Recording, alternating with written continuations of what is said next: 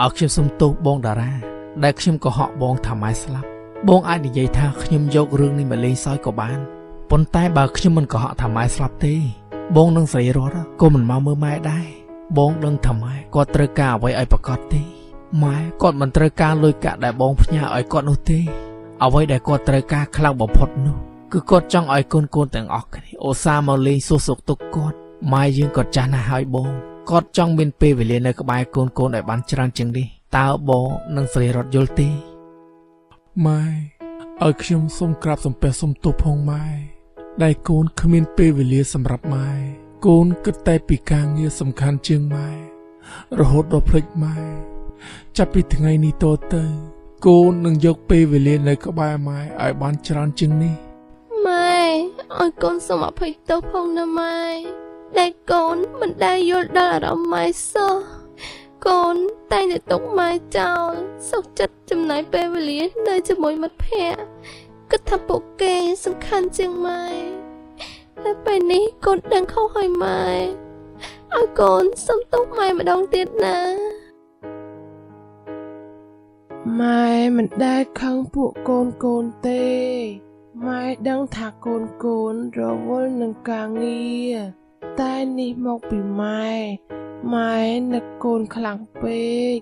ម៉ែចង់ឲ្យកូនទាំងអស់គ្នាមកលេងម៉ែកូនដឹងទេម្ដាយឪពុកគ្រប់រូបសប្បាយចិត្តខ្លាំងបំផុតនៅពេលដែលបានជួបជុំកូនចៅគឺជាសេចក្តីសុខដ៏ខ្លាំងបំផុតរបស់ឪពុកម្ដាយគ្រប់រូបម៉ែចាប់ពីពេលនេះតទៅកូនមិនឲ្យម៉ែឯកាទៀតទេពេលពិធីបុណ្យចូលឆ្នាំប្រពៃណីជាតិខ្មែរចប់សពគ្រប់កូននឹងយកម៉ែទៅរស់នៅទីក្រុងជួបជុំគ្នាទាំង4នាក់ម៉ែកូនតើម៉ែយល់យ៉ាងណាដែរម៉ែតែម៉ែមិនចង់ទៅនៅទីក្រុងទេកូនម៉ែធុញថប់ខ្លាំងណាស់ទៅណាម៉ែទៅ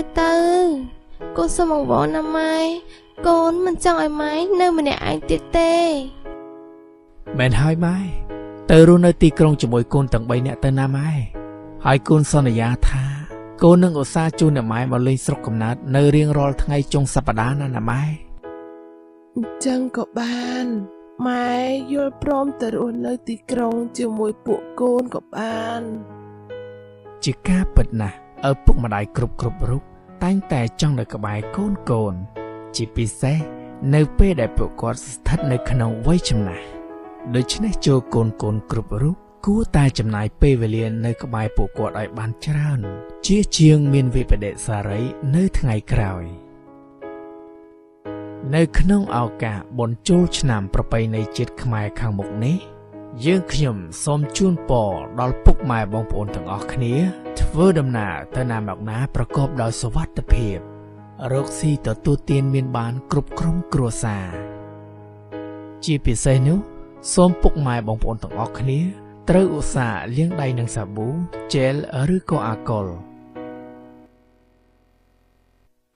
ហើយសូមពាក់ម៉ាស់ឲ្យបានគ្រប់គ្នានៅពេលធ្វើដំណើរចេញទៅខាងក្រៅ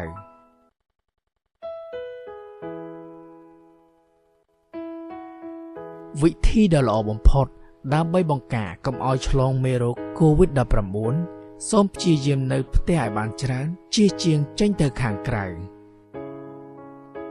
សូមពុកម៉ែបងប្អូនចូលរួមអនុវត្តទាំងអស់គ្នាតាមការណែនាំរបស់ក្រសួងសុខាភិបាលសូមអរគុណ